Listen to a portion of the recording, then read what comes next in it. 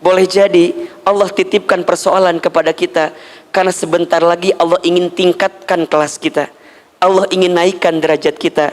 Atau mungkin sebaliknya, karena ada dosa yang sering kita lakukan, dengan adanya masalah Allah sedang hapuskan dosa-dosa kita yang mungkin sering kita lakukan sebelum ini. Kalau teman-teman mau bahagia ya, ini kunci hidup nih. Kalau teman-teman bahagia, belajarlah untuk melihat segala sesuatu yang Allah berikan kepada kita itu sesuatu yang sempurna dan luar biasa. Jangan pernah bilang begini, kenapa ya hidup aku teh begini begitu begini begitu. Jangan. Ana inda dhonni abdi bi, kata Allah dalam hadis kursinya, aku sesuai dengan prasangka hambaku. Jadi apa yang teman-teman sangkakan kepada Allah, maka itulah yang Allah juga berikan kepada kita. Maka prasangka kita harus baik. Teman-teman sekalian, ada satu doa yang pernah diwasiatkan oleh Nabi SAW kepada sahabat mulia Muadz bin Jabal. Siapa nama sahabatnya? Muadz bin Jabal radhiyallahu an. Nabi mewasiatkan doa ini untuk dibaca oleh Muadz bin Jabal radhiyallahu an setelah selesai solat atau di akhir solat. Ya, apa doanya? Allahumma a'inni ala dzikrika wa syukrika wa husni ibadatika. Hafal doanya? Coba ahilman sekali, teman-teman sekali. Allahumma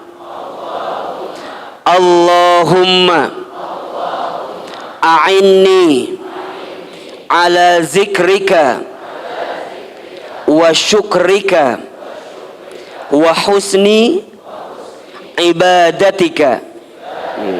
Perhatikan, dalam doa ini ada 3 hal yang kita minta kepada Allah Subhanahu wa ta'ala, yang dalam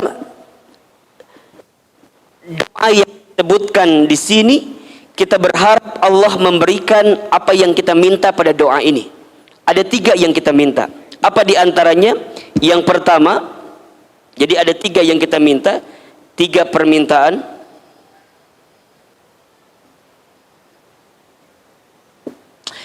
Yang pertama kita minta kepada Allah, Allahumma ya Allah, a'inni, tolonglah aku, ya, ala zikrika, untuk mengingatmu, menyebut namamu, berzikir kepadamu. Jadi yang pertama yang kita minta adalah hari-hari kita diisi untuk senantiasa ingat dengan Allah, mengingatmu.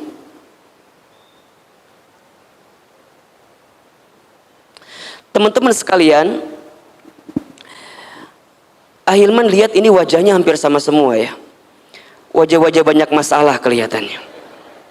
Betul atau tidak? Kita punya masalah atau tidak? Ahilman berkali-kali sampaikan ya, ciri kehidupan dunia itu adanya masalah. Jadi kalau teman-teman hidup di dunia, konsekuensi logis yang harus teman-teman terima bertemu dengan masalah. Kalau tidak ingin punya masalah, jangan hidup, alias tah gitu. Jadi kalau kita masih ingin hidup dan kita masih ingin menikmati hidup, seninya hidup itu ada pada masalahnya. Ya. Nah, ketika kita diberikan masalah, tidak ada masalah dengan masalah. Yang sering jadi masalah adalah sikap kita terhadap masalah itu. Setuju? Ya. Kalau bahasa gampangnya begini, kalau teman-teman ikut ujian, kemudian hasilnya tidak lulus, yang salah soal atau jawaban? Coba jawab yang kencang. Yang salah soal atau jawaban? Ulangi pertanyaannya. Kalau teman-teman ikut ujian, kemudian hasilnya tidak lulus, yang salah soal atau jawaban? Soal mah mual mungkin salah. Soal anak SD nggak mungkin dikasih ke anak SMP. Soal anak SMP nggak mungkin dikasih ke anak SMA. Soal sudah tertakar tak mungkin tertukar. Nggak mungkin dikasih pada orang yang tidak pantas mendapatkan soal itu. Jadi kalau sekarang teman-teman punya persoalan, kalau sekarang teman-teman dikasih masalah, jawabannya adalah karena Allah tahu teman-teman mampu untuk menghadapi masalah itu. Allah tahu teman-teman siap, teman-teman kuat untuk bisa menghadapi masalah itu. Nah, mohon maaf lahir batin, yang seringkali menjadikan berat masalah itu apa? Bukan masalahnya, tapi seringkali kita menghadapinya terlalu pede dengan kemampuan kita sendiri. Jadi kita nih ngerasa kita bisa gitu loh. Padahal mohon maaf, kita ini diberikan kemampuan, diberikan kekuatan karena ada yang memberikan kemampuan kekuatan itu. Siapa? Siapa? Allah. Karena kita ini kan la haula wala quwata illa billah. Kita ini manusia, tak punya daya upaya, tak punya kemampuan, tak punya kekuatan. Yang punya itu semua adalah Allah. Maka di doa pertama yang kita minta apa? Allahumma a'inni ala zikrika, ya Allah, tolong aku agar senantiasa mengingatmu, menyebut namamu, berzikir kepadamu. Maksudnya, kalau teman-teman sedang hidup dan ingin diberikan ketenangan dalam kehidupan itu, jangan pernah lupa sama Allah. Itu poin pertama. Dan kalau teman-teman sedang punya masalah, kalau yang dipikirin masalahnya jadi capek atau enggak? Stres, frustasi. Tapi kalau teman-teman ketika dikasih persoalan, langsung ingatnya ke Allah, maka teman-teman akan diberikan ketenangan hati. Setidaknya apa? Teman-teman akan bilang begini, masalahku berat, iya, tapi aku tenang karena aku punya Allah yang maha besar. Aku baik-baik saja karena ada Allah bersamaku. Itu yang dia dikuatkan dalam hatinya, sehingga akan terbersit dalam pikirannya apa? La tahzan, innallaha ma'ana. Jangan sedih, sesungguhnya Allah bersama dengan kita. Dan itu bisa terjadi ketika pikiran kita, lisan kita, hati kita yang terbersit adalah nama Allah Subhanahu wa ta'ala. Jelas sampai di sini? Jadi kalau kita punya masalah, jangan sibuk dengan masalahnya, tapi langsung ingat Allahnya. Karena Allah tidak mungkin memberikan beban kepada kita melebihi batas kemampuan kita.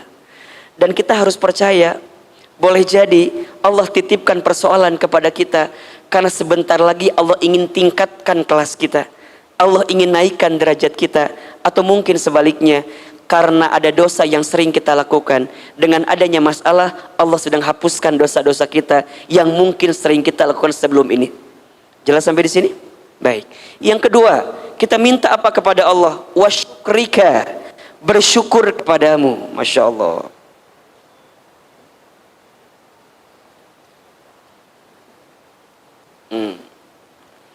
Minta bersyukur. Coba Ahilman tanya, ada nggak yang kurang yang Allah berikan kepada kita? Tolong jawab, ada atau tidak? Tolong yang kencang jawabannya, ada atau tidak? Ulangi lagi, ada tidak yang kurang yang Allah berikan kepada kita? Ada atau tidak? Yang sering kurang siapa? Tidak ada yang kurang yang Allah berikan kepada kita. Semua sudah diciptakan oleh Allah yang maha adil dengan proporsi yang sempurna. Betul apa enggak? Ya, tidak ada yang kurang yang Allah berikan kepada kita. Yang kurang siapa Ahilman? Yang kurang bukan pemberian Allahnya, yang kurang kitanya. Kita kurang apa? Dikasih nikmat, kurang syukur. Dikasih ujian, kurang sabar. Ketika beramal, kurang ikhlas. Ketika ada takdir, kurang ridho. Kalau dikumpulin, kurang ajar. Kan itu yang sering Ahilman sampaikan ya. Dikasih nikmat kurang apa? Jawab, dikasih nikmat kurang apa? Kurang syukur. Dikasih ujian kurang apa? Kurang sabar. Ketika beramal kurang apa? Kurang ikhlas. Ketika ada takdir kurang apa? Kurang ridho. Kalau dikumpulin kurang apa? Ulangi lagi, dikasih nikmat kurang apa? Kurang syukur. Dikasih ujian kurang apa? Kurang sabar. Ketika beramal kurang apa? Kurang ikhlas. Ketika ada takdir kurang apa? Kurang ridho. Kalau dikumpulin kurang apa? Siapa yang kurang ajar di sini? Ada yang kurang ajar? Ada. Jawab, saya. Siapa jawabannya? Siapa yang kurang syukur? Siapa yang kurang sabar? Siapa yang kurang ikhlas? Siapa yang kurang ridho? Siapa yang kurang ajar? Kurangnya di syukurnya aja. Kalau teman-teman mau bahagia ya, ini kunci hidup nih. Kalau teman-teman bahagia, belajarlah untuk melihat segala sesuatu yang Allah berikan kepada kita itu sesuatu yang sempurna dan luar biasa. Yakin? Yakin apa enggak? Jangan pernah bilang begini, kenapa ya hidup aku teh begini begitu begini begitu. Jangan. Ana inda dhonni abdi bi, kata Allah dalam hadis kursinya, aku sesuai dengan prasangka hambaku. Jadi apa yang teman-teman sangkakan kepada Allah, maka itulah yang Allah juga berikan kepada kita. Maka prasangka kita harus baik. Ustadz, tapi kan keadaannya nggak baik-baik saja. Kata siapa? Tidak baik itu dalam kacamata siapa? Iya nggak? Tidak baik dalam kacamata kita, tapi kan kita nggak tahu. Boleh jadi dalam kacamata Allah itu yang terbaik. Wa asa an takrahu syai'an wa huwa khairul lakum. Wa asa an tuhibbu syai'an wa huwa syarrul lakum. Wallahu ya'lamu wa antum la ta'lamun. Boleh jadi kamu membenci sesuatu padahal itu baik bagimu. Boleh jadi kamu menyukai sesuatu padahal itu buruk bagimu. Allah lebih tahu, Allah maha tahu, sedangkan kamu tidak tahu. Allah lebih, kita tidak. Ulangi, Allah maha, Allah lebih, kita tidak. Maka jangan jangan sok tahu atuh. Maka nanti kalau teman-teman sudah bisa bersyukur akan naik levelnya. Bersyukur itu bukan karena semuanya baik-baik saja, tapi bersyukur itu karena kita percaya selalu ada sisi baik di balik sesuatu yang kita anggap tidak baik. Catat status hari Senin itu ya. Hari apa? Jadi bukan karena semuanya baik-baik saja, bukan. Tapi kita percaya di balik sesuatu yang kita anggap nggak baik pasti ada kebaikan. Karena Allah nggak mungkin ngasih yang nggak baik untuk kita, betul? Kita aja yang suka nerimanya dengan kacamata yang nggak baik. Kita aja yang suka kali melihatnya dengan pandangan yang tidak baik. Padahal boleh jadi ada hikmah di balik musibah, ada pelajaran di balik ujian. Kadang-kadang kita itu harus ngalamin dulu terjatuh, jadi tahu jatuh tuh nggak enak, jadi tahu jatuh tuh nggak menyenangkan, agar kita bisa bangkit setelah jatuh itu. Maka tidak penting seberapa sakitnya kamu terjatuh, tapi yang paling penting seberapa kuat engkau bisa bangkit dari jatuh itu. Catat, hari Selasa itu statusnya tuh. Jadi yang pertama minta sama Allah untuk nginget Allah terus. Allah dulu, Allah lagi Allah. Dan yang kedua apa? Banyak bersyukur kepada Allah. Jadi punten ya, kalau sore ini ada yang sedang patah hati, ada apa enggak?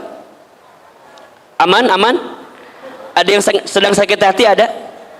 Ada yang ditinggal nikah sama mantannya, ada? Ada? Yang mana orangnya? Catat ya, buanglah mantan pada tempatnya. Apa kalimatnya? Buanglah mantan pada tempatnya. Teman-teman ingin tahu nggak bagaimana cara membalas sakit hati dari mantan kita? Mau tahu? Buktikan kalau dia menyesal meninggalkan kita.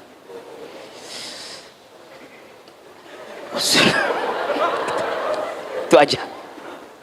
Makanya kalau Ahilman nggak pernah nyebut mantan, nyebutnya alumni. Bedanya alumni sama mantan apa beda?